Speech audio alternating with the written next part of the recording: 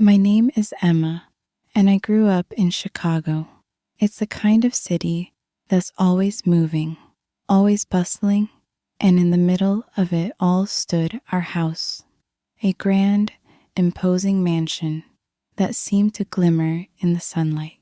It was the kind of place people stopped to admire, whispering about the powerful family that lived within.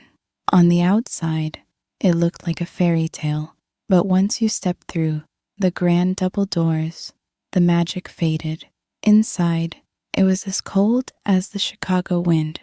My father was a man of power, a successful investment banker who was more familiar with numbers than with me. I would sit in my room, listening for the sound of his footsteps, hoping he might take a break from his endless phone calls to say goodnight. Most nights, it never happened. I learned to trace the marble patterns on my bedroom floor just to pass the time. My mother was the queen of social appearances, tall, elegant, always wrapped in designer dresses. She lived for the glitz and glamour of charity galas, making sure everyone knew just how perfect her life was. I was a prop, a well-dressed, well-mannered doll to complete the picture. I wasn't her daughter as much as her accessory. The only warmth in that house came from Linda, our nanny. Linda wasn't fancy or polished like my mother. She was soft-spoken, kind, and had a smile that seemed to light up the room. She would sneak me cookies after dinner, and when I couldn't sleep, she would hum soft lullabies from her hometown. Linda was my secret world of comfort and safety in a house that felt like a museum. I remember one rainy afternoon when we built a fort in the living room out of sheets and pillows. We sat inside eating peanut butter sandwiches and pretending we were on a grand adventure. It was silly and childish, but it was ours. Then one evening, everything changed. My mother stormed into the room, clutching her wrist where a silver bracelet used to be. She accused Linda of stealing it, her voice sharp and cutting. I knew it wasn't true. Linda would never do that. But no matter how much I pleaded, my mother wouldn't listen. Linda just stood there, her eyes downcast, hands folded in front of her. She didn't fight back or try to defend herself. She just whispered, "I would never do that," before leaving quietly. I ran after her, tears streaming down my face, but she hugged me and said it would be okay. Then she was gone, and the house felt even colder than before. That night, I lay awake, wondering why good people had to leave while the ones who hurt you got to stay. It was the first time I understood that love didn't live in that house. It was just visiting, and it didn't stay long. After Linda left, the house seemed emptier than ever.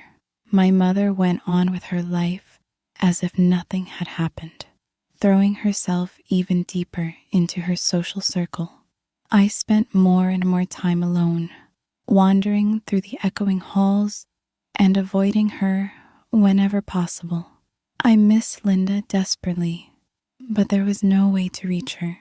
One evening, I found myself in the attic, sifting through old boxes. I came across a stack of photographs, pictures of me as a baby, held in Linda's arms. She was smiling, and I looked happy, unaware of how complicated life would become. A few years passed, and I barely noticed how distant I'd become. I was 14 when my father died suddenly, heart attack. I remember the morning so vividly. My mother didn't cry. Instead, she seemed almost annoyed by the disruption. The funeral was grand, filled with people I didn't know, and my mother made sure to give a dramatic speech, highlighting how much he had meant to her. Even though she had barely spent time with him, I didn't know how to feel. My father had always been a shadow in my life, a presence that loomed but never truly touched me. I cried for the father I never really had, for the man who never took the time to know his own daughter. But more than that, I cried because now it was just me and my mother, and I didn't know how to live with someone so distant and controlling. My mother took over his business as if she'd been preparing for it all her life. She didn't know the first thing about investments, but that didn't stop her. It was like watching a slow motion disaster. She made deals without understanding them, threw parties to prove that nothing had changed, and burned through money as if it would never run out. I stayed out of the way, keeping my head down, hoping she'd figure it out, but she didn't. Then, one day, the mansion was gone. The debts had piled up too high, and it was all too much to maintain. We moved to a cramped apartment on the other side of the city. My mother still tried to act like nothing had changed, insisting on dining out and keeping up with her socialite friends. But they stopped calling. Without money, without the grand house, she became invisible to them. I watched her crumble bit by bit, refusing to accept that her old life was over. I found a part-time job at a local coffee shop to help make ends meet. I worked late shifts, anything to stay out of that apartment. I used to dream about leaving, but I was only 17, still too young, still too tied to her in ways I couldn't understand. One night, after a long shift, I came home to find her sitting on the floor, surrounded by empty bottles. She looked at me with a kind of desperation I'd never seen before. She reached for my hand, whispered how lonely she was, and I just stood there, frozen, not knowing how to comfort a woman who had never comforted me. I knew I couldn't live like this forever. When I turned 18, I finally left for college in New York, scraping by on scholarships and part-time jobs. It wasn't easy, but I felt alive for the first time. My mother would call every few weeks, asking for money, complaining about how hard her life had become. I sent what I could, feeling guilty every time I didn't have enough to give. I tried to focus on my classes, make friends, build something of my own, but the guilt lingered like a heavy coat I couldn't shrug off. One night, I was working late at a diner when I saw a familiar face, Linda. She looked older, more tired, but still had that same gentle smile. We hugged, and I almost broke down. We talked for hours. She told me about her life after she left, how she had struggled to find stable work, but never blamed me for what happened. I didn't want to leave, but eventually she had to go. As she walked away, I realized I had been holding on to the past so tightly that I hadn't allowed myself to move forward. Seeing Linda made me think about the choices I had made since leaving home.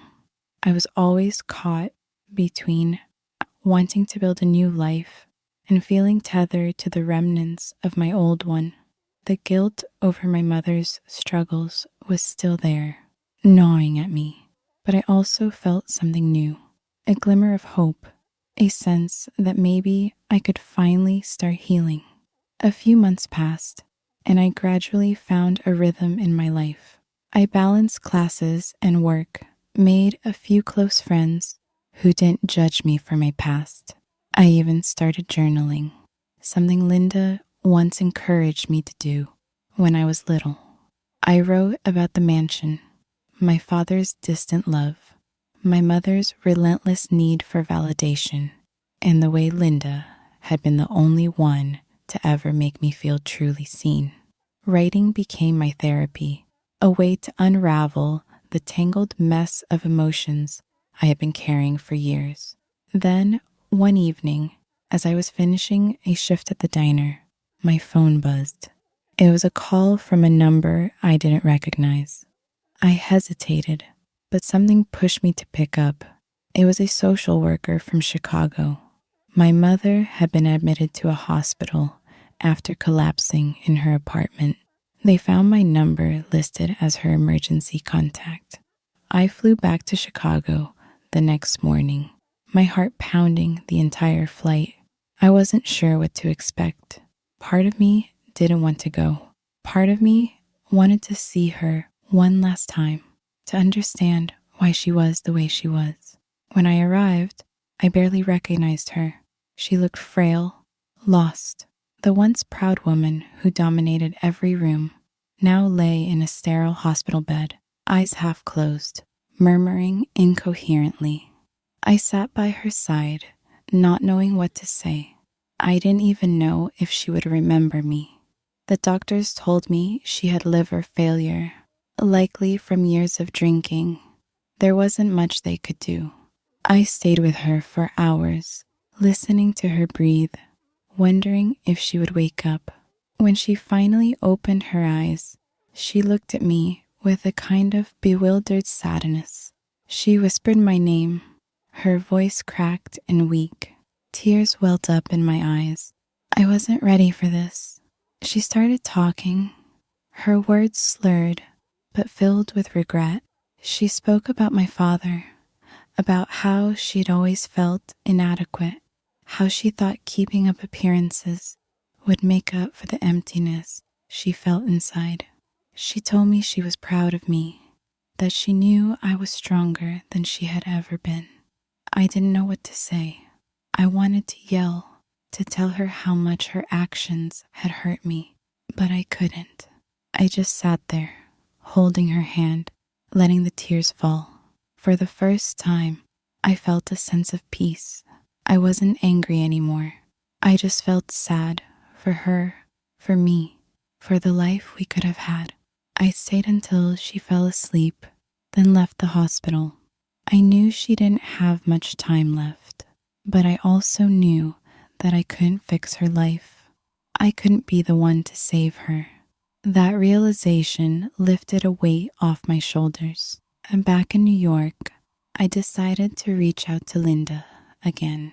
We met at a small park, and I told her everything. She listened without judgment, holding my hand as I spoke. She reminded me that choosing my own path didn't mean I was abandoning anyone. I realized that letting go of my mother's pain didn't make me a bad daughter. It made me someone who valued her own life. I kept going to college, kept writing, kept trying to build a future that wasn't overshadowed by the past. I knew I would always carry a part of my mother with me, but I also knew that I didn't have to be trapped by her mistakes. I could love her from a distance, remember the good moments, and still move forward.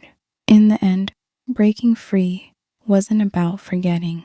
It was about accepting that I deserved to be happy, even if that meant leaving behind the people who once defined my world. Life after that trip to Chicago felt different, lighter.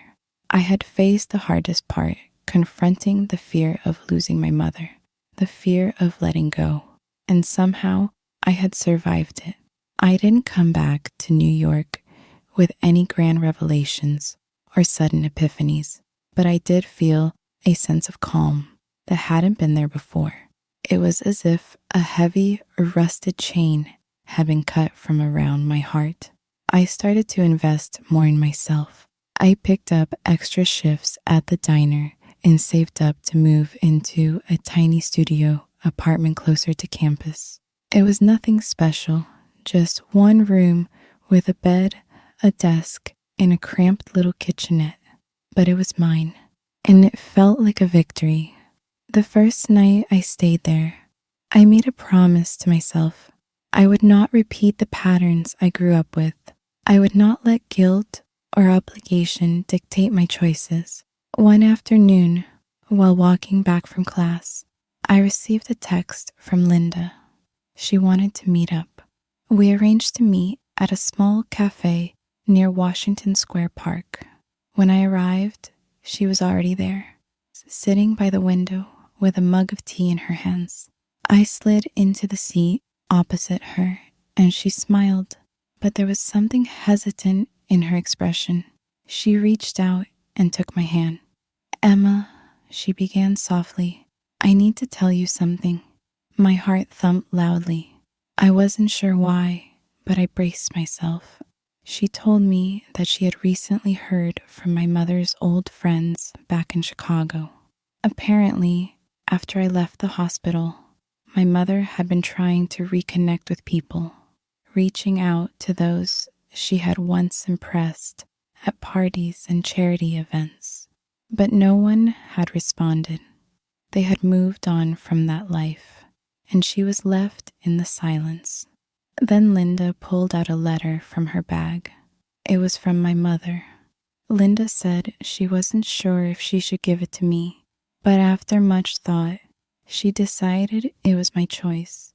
I took it, my fingers trembling, and stared at the familiar handwriting on the envelope. Back at my apartment, I sat on the floor with the letter in front of me. For a long time, I just stared at it, afraid of what it might say. Finally, I tore it open. "My dearest Emma, I know I have no right to ask for your forgiveness. I don't even know how to put into words all the things I should have said to you years ago. I have spent so long convincing myself that I was right, that I was doing what was best for you and for us. But I see now that I was living in a world of my own making, one where I couldn't admit my faults. I have hurt you, and I know that. I pushed away the people who loved me most, and I clung to things that meant nothing. I thought if I could keep up appearances, I would somehow be enough. But in the process, I lost you, and I lost myself. When you came to the hospital, I didn't expect you to stay. I didn't deserve that kindness from you.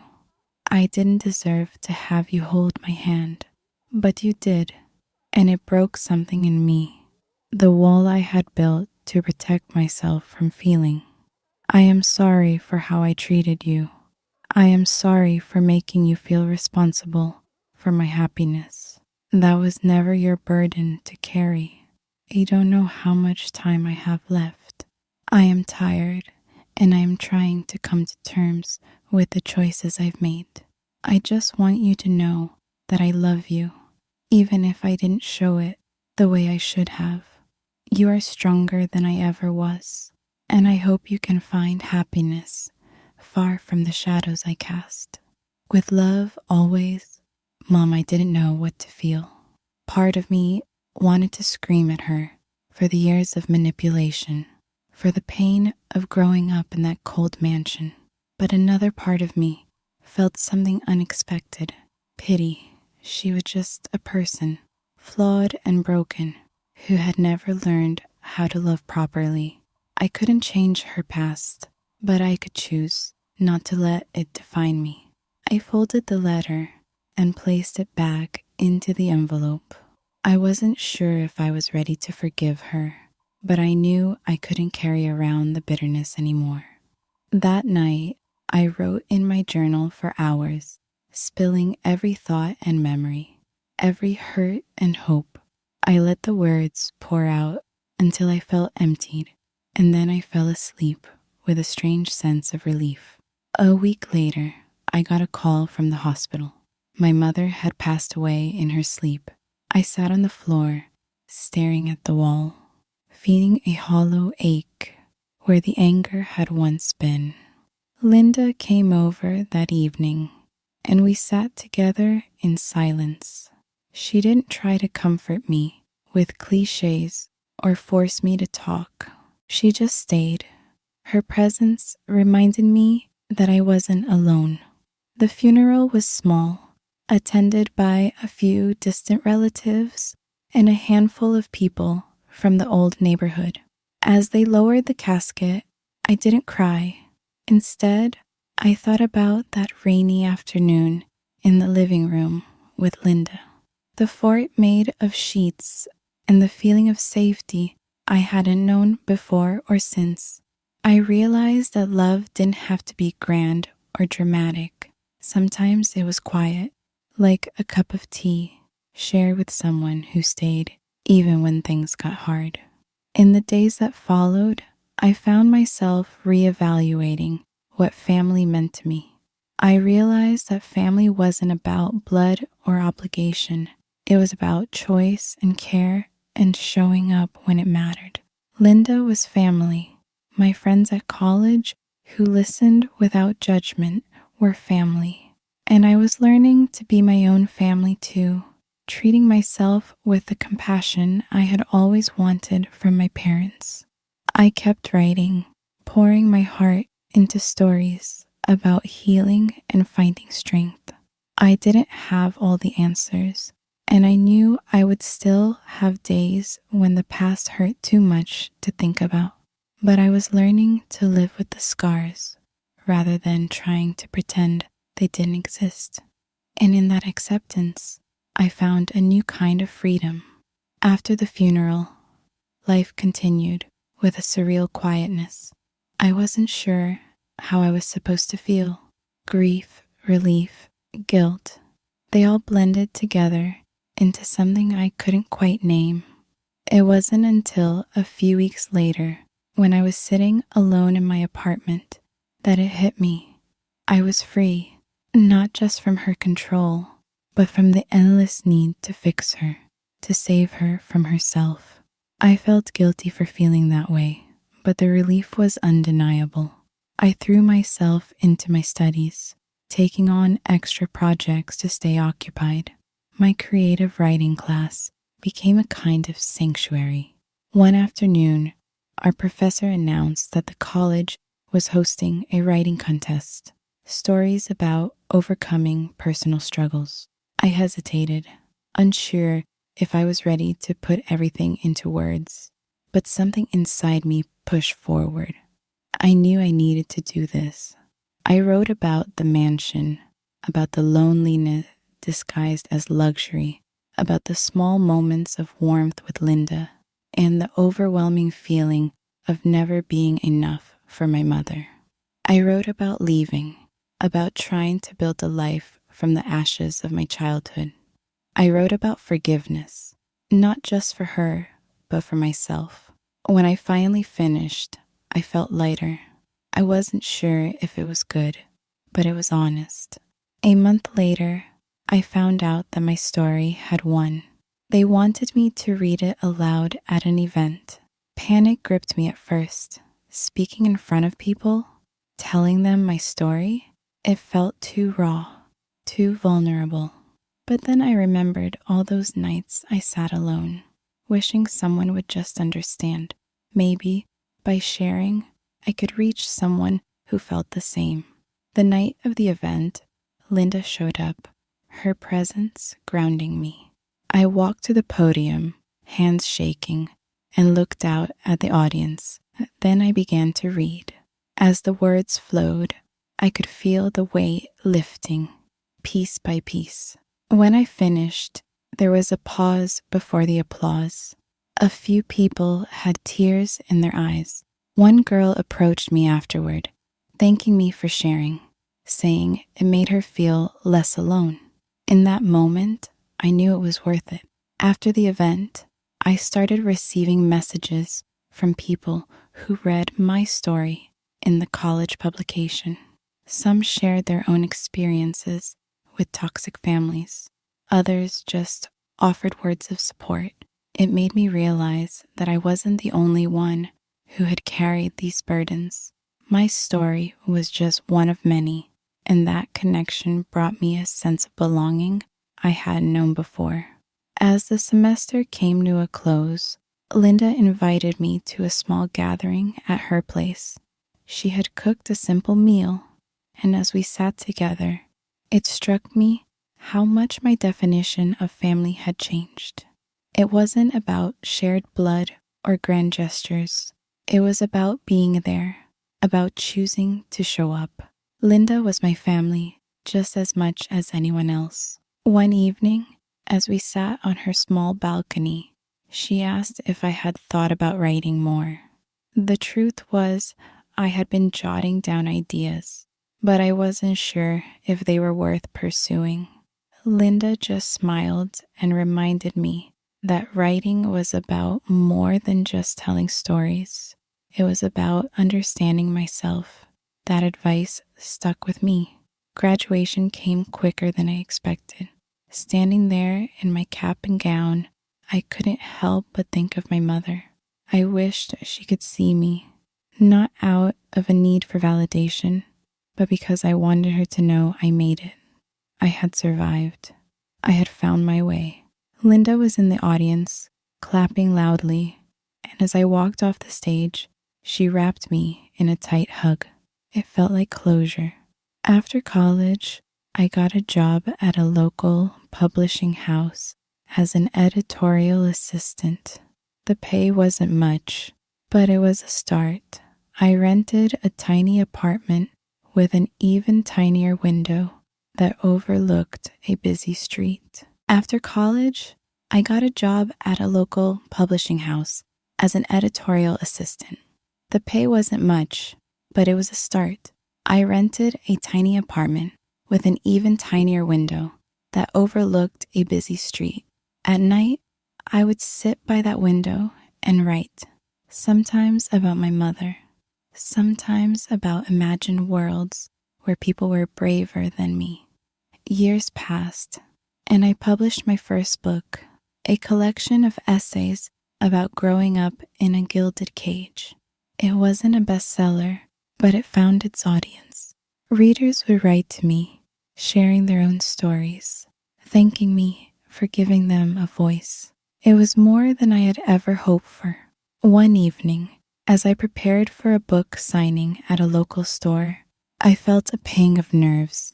Linda, as always, was by my side, offering quiet encouragement. As I signed copies, one young woman hesitated at the table. She looked at me with wide, uncertain eyes before saying, "Your book helped me leave. My mother, she was just like yours." I stood and hugged her, feeling that familiar ache of understanding. We exchanged a few words, and as she walked away, I realized how far I had come. I wasn't just surviving anymore. I was living, building connections, helping others find their strength. That night, as I sat by the window, I thought about my mother. I didn't hate her anymore. I didn't pity her either. I just hoped wherever she was, she had found peace. And for the first time, I knew that I had found mine. I didn't need her approval, her love, or her redemption. I had created a life that was mine, one shaped by choices, by courage, and by love. Love that I had learned to give to myself.